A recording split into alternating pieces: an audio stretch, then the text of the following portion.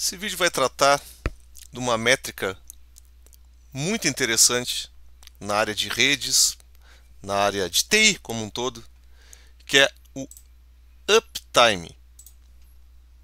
Então vou falar um pouco sobre o que é essa métrica e dar alguns exemplos práticos do uso, de como interpretar isso, né? Muito bem. Então, primeira coisa sobre uptime, essa métrica mede a disponibilidade em um sistema. Leia-se aqui um sistema, desde dispositivos até, por exemplo, um servidor, um firewall, ou até mesmo um celular. Não faz diferença, né? Então ele mostra quanto tempo um sistema está em execução sem ser interrompido. Então essa métrica ela é iniciada ao dar um boot num sistema, por exemplo, e se reiniciando esse sistema vai estar zerada. É basicamente isso. Então, em resumo, quanto tempo um sistema operacional, um serviço, um dispositivo ou uma aplicação está em execução sem ser reiniciado.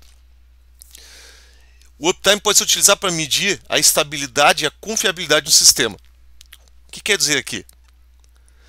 Na medida que um sistema está disponível, ou seja, ele está ligado sem estar reiniciado, isso é uma condição teoricamente esperada. E aí vamos ver por que isso não acontece, né? Um detalhe aqui em relação à disponibilidade, né? São coisas um pouco diferentes aqui. A medida de disponibilidade é em porcentagem do tempo no intervalo de um ano. Então, exemplo, eu posso ter uma disponibilidade de 99,999, ou seja, 5 noves por cento. O que representa isso? Uma indisponibilidade de 5 minutos. Isso aqui é usado, por exemplo, em sistemas de telefonia, como uma medida de garantia de serviço. Okay? Na área de redes isso aqui cai bastante, né? Então vocês devem perceber que vocês veem aí a disponibilidade, né, sendo oferecida por serviços em nuvem que beiram aí os 5 noves. Certo? Isso é bem difícil de atingir. Nós vamos ver por quê. Então, quais são os fatores que impedem um uptime alto? Então, vou listar alguns aqui, né? São diversos, né? Mas vou listar os principais, na minha concepção. Falhas de hardware. Então, falha de disco, falha de fonte de alimentação, falha de algum dispositivo. Todos esses caras vão causar um reset no sistema para correção. Porque provavelmente vai ter que ter uma troca. Ah, mas eu tenho o meu sistema com troca de discos a quente. Ótimo, beleza? Então, pensando nisso, que existem sistemas que permitem trocas. Mas e uma falha de CPU? Ah, mas eu tenho mais de uma, beleza? E uma falha de placa-mãe? Não tem como fugir, certo? Vai acontecer falha de hardware. Isso vai acontecer, só não sabe-se quando. Falhas no fornecimento de energia. Então, dependendo da região onde vocês estão, isso pode ser mais ou menos crítico, certo? Então, regiões onde tem atendimento de energia precário, a tendência é que vai haver falhas no fornecimento de energia. O que pode se fazer para impedir isso? Ah, bom, pode-se usar geradores, pode-se usar no-breaks, mas isso tudo tem limite também. Falhas no sistema. Tipo o quê? Um problema relacionado à configuração de um sistema, falhas que podem ser provocadas por desempenho, sobrecarga, pode ser um problema que era uma falha que ficava dormente no sistema e ela foi ativada por algum motivo. Então, isso pode acontecer, vai causar um reset. Falhas na administração do sistema. Então, o administrador do sistema pode executar um comando errado. Então, aquele velho, né? O comandinho certo na máquina errada e o comandinho errado na máquina certa, e já causa um baita problema. Então já vamos ter falhas e causando problemas no uptime. Por quê? Porque eu vou reiniciar um sistema. As atualizações são um problema em relação ao uptime, principalmente sistemas Windows, que basicamente te obriga a resetar um sistema para poder aplicar atualizações. Isso vale para celulares, isso vale para switches, isso vale para roteadores, isso vale para Linux também. É possível atualizar o kernel do Linux sem resetar o Linux? É possível. É feito assim? Raras vezes. Outras motivações, por segurança. Então tem que se aplicar uma correção de segurança, tem que fazer uma reiniciar o sistema para poder aplicar. Ou eu tenho que adicionar memória num sistema por algum motivo. Então as atualizações aqui também envolvem hardware. Eu tenho que adicionar um novo disco na minha máquina, eu não consigo fazer isso com troca quente, não consigo fazer com hot swap. Vai ter que parar a máquina. Parou, o uptime zerou. Manutenções preventivas. Então a gente estava falando aqui sobre fornecimento de energia, mas em algum momento eu vou ter que trocar, por exemplo, as baterias do meu no-break. Ou vou ter que fazer uma manutenção na parte elétrica de um data center. Certo? Isso pode acontecer. E aí o meu uptime vai ser zerado. Então veja como não é tão simples assim ter uptimes altos. Outros fatores que vão surgir, né? Mas vem cá, por que tu não bota tudo em nuvem? Ou em um super data center?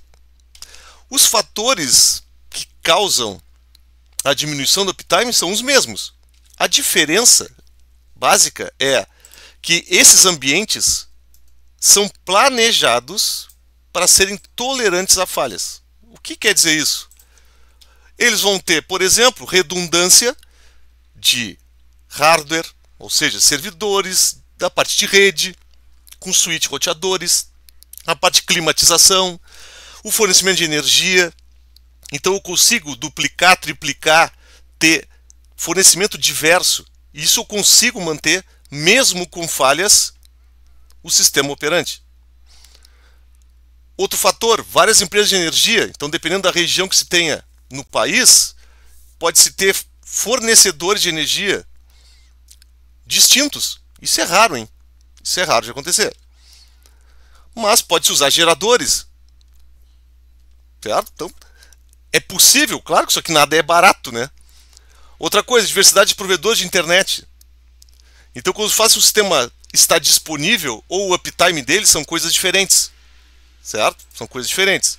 O meu sistema pode estar com uptime alto, ou seja, o sistema operacional está ligado, mas o sistema que roda nesse sistema operacional aqui está indisponível. Pode acontecer? Pode acontecer. Por isso são métricas diferentes aqui. Uma coisa é ter um sistema operacional ativo. Outra coisa é estar fornecendo serviço. Ok? E aí vem uma questãozinha muito básica. Seres humanos imunes a falhas? Existem? Existem seres humanos imunes a falhas? Eu não conheço. Então, com todos esses recursos aqui, ainda podem ter problemas de uptime baixos? Sim. Pode sim. Certo? Onde tem um fator humano, temos esse risco. Então, eu trouxe alguns dados aqui. É do Instituto Uptime. Para você ter uma ideia que tudo é nuvem, né? Por quê? Porque, claro, eu vou ter uma disponibilidade maior, né? Então o meu uptime vai ser maior. Mas aqui tem mais, né, de 2/3 dos respondentes aqui que possuem data centers não hospedam aplicações críticas em nuvens públicas por questões de segurança. Certo? Então, eu colocar coisas em nuvem vai melhorar o meu tempo de disponibilidade de serviços? Com certeza. Mas tem outras questões, até inclusive de leis, que não podem fazer isso. E aí outra coisa muito importante aqui, mesmo nesses ambientes data center,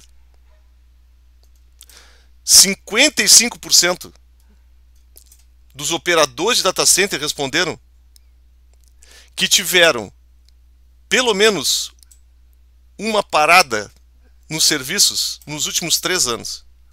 Então vejam só, isso quer dizer o quê? Que eu vou ter que parar o fornecimento do meu serviço, ou seja, vou desligar meu data center para fazer alguma manutenção, ou houve alguma falha, ou algum sinistro, etc. Então ninguém está livre disso.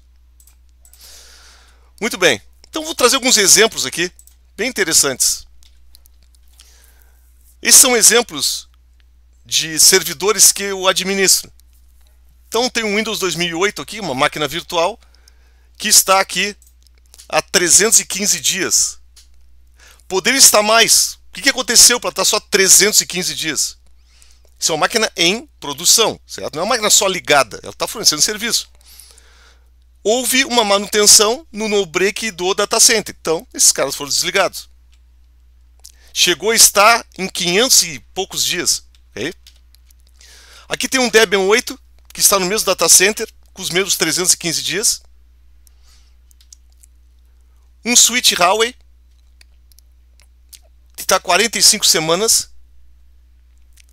Então o ano tem 54 semanas, né? Ele está basicamente o tempo desses caras. Aqui um outro switch Extreme, com os mesmos 315 dias. Eles estão todos no mesmo data center. Aí você pode perguntar o seguinte, tá, mas esse Windows aí está 315 dias. Deve estar desatualizado, né? Claro, com certeza sim. Okay?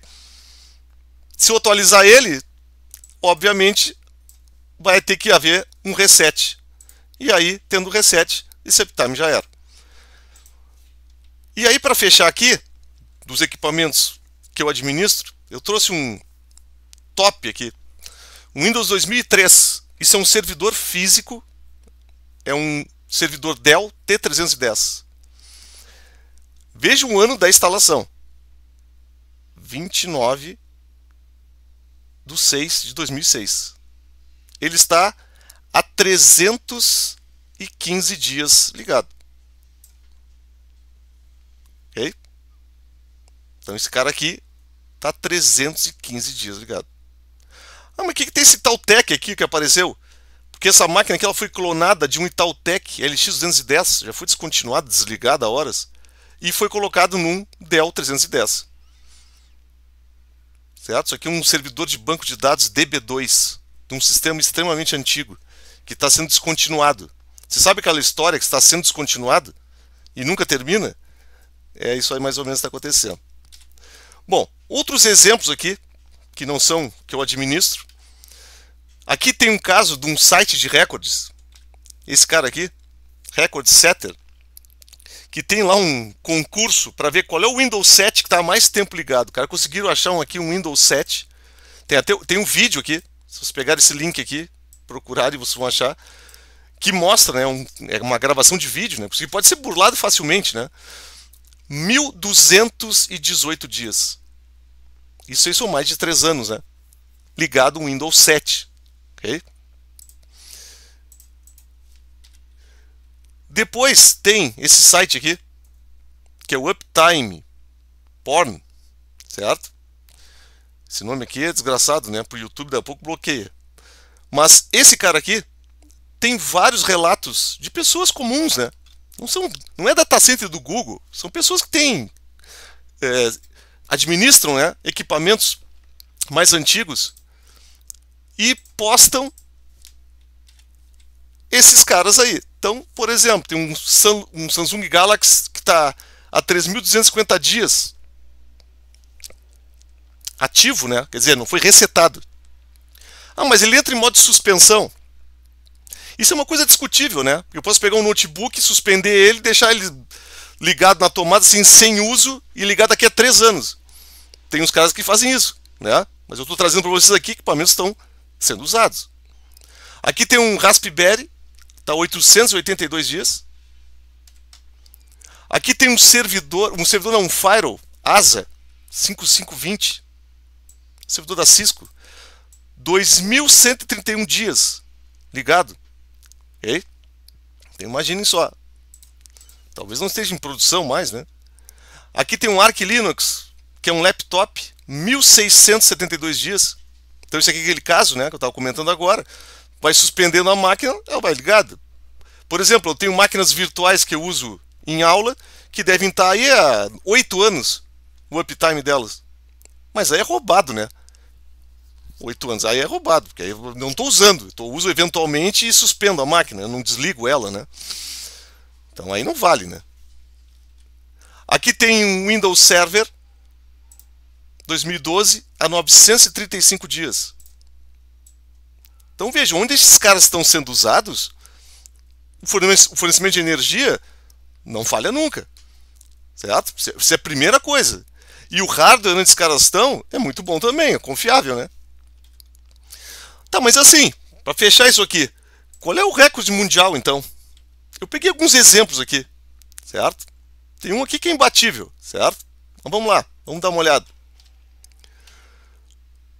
O primeiro que eu achei aqui foi um servidor Sun 280R, rodando Solaris 9. Então aí, mais de 10 anos. Legal que tem um vídeo que mostra quando o cara desligou ele, né? Mostra o desligamento desse cara aí. Um servidor Novell Network 312. 16 anos. Esse cara também foi desligado, certo? Mas ele ficou por 16 anos funcionando. Então tem um site, tem, né, o próprio autor aí. Aqui tem uma foto da tela, que é tipo um dashboard da época aqui. Eu trabalhei bastante com o Novell Network, certo? Mas esse cara aqui, 6.030 dias, ele foi desligado, o motivo foi por causa do barulho que estava fazendo o servidor. Aí o cara desligou, né? Não está mais em uso. Um roteador Cisco da série 2500 que está ligado, está há 26 anos e contando. Ok?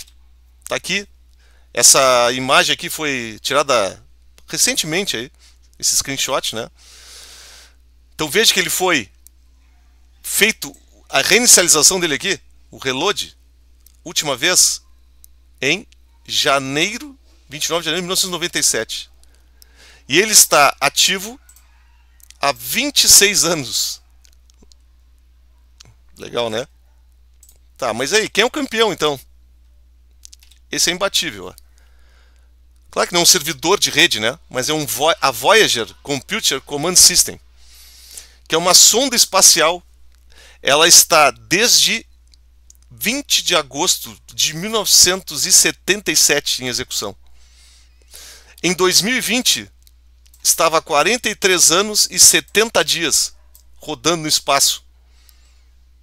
Para ter uma ideia, esse cara aqui foi todo programado em Fortran e depois algumas coisas em C. Sinceramente, eu não sei se esse cara ainda está com comunicação com a NASA, não sei. Mas em 2020, esse cara aqui, e esse está no livro Guinness dos Records. Então essa coleta aí do Guinness foi em 29/10/2020. Não sei se está ativo ainda, mas isso aqui está registrado no livro de recordes. Que é essa sonda aqui, né? Ela foi mandada em direção ao infinito do universo e está indo, né? Não sei se comunica ainda, como falei para vocês. Mas aí está aí uma... Isso aqui é imbatível, né? Talvez algum alienígena encontre ela aí e mande de volta, né? Então é isso, pessoal. Uma passada geral aqui sobre uptime. Bem interessante o assunto, né?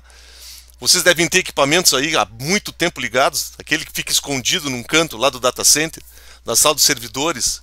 Aquele access point que está atirado num canto lá. Daqui a pouco ele está 200 dias ligado, 300 dias ligado. Então é muito comum, né, a cultura do reset, né? Reseta porque aí todo dia vai entrar novo. Mas nem sempre é aplicável isso. Então tem casos aí, né, bem interessantes para a gente poder conhecer e tentar chegar próximo, né, desses valores aí.